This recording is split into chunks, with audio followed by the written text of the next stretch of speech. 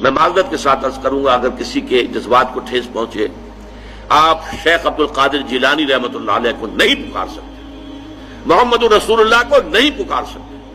اور واقعہ یہ ہے کہ محمد الرسول اللہ کو تو پکارا بھی نہیں جاتا، پکارتے لوگ ہیں زیادہ حضرت علی کو، یا علی مدد، شرک۔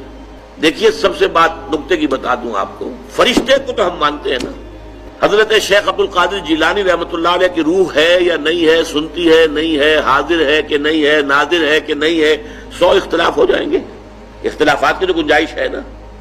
فرشتہ ہے یا نہیں ہے، وہ تو فرشتہ تو ہے، آپ کے دونوں کندھوں پہ بیٹھا ہوا ہے، کرامن کاتبین ہے کہ نہیں ہے، یرسل علیکم حفظہ، آپ کے جو باڈی گارڈ اللہ فرشتہ نہیں بھیجتا، لیکن آپ فرشتے سے بھی نہیں کہہ سکتے کہ میرا یہ کام کرو۔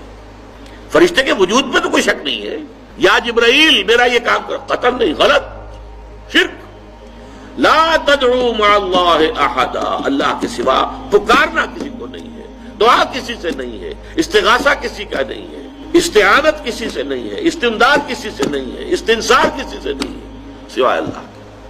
یہ بات در حقیقت یہ ہے، یہ ظلم بھی آپ کو معلوم ہے، ہمارے سنی بھائی بھی کرتے ہیں یہ، عوام الناس، یا علی مدد، کسی نے یا محمد مدد نہیں کہا آج تک۔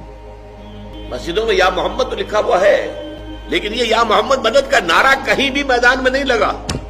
مدد کا نعرہ لگتا ہے تو حضرت علی رضی اللہ تعالیٰ عنہ کے نام کے ساتھ۔ اسی لیے حضور نے فرمایا تھا، اے علی تمہاری مثال عیسیٰ کی سی ہے۔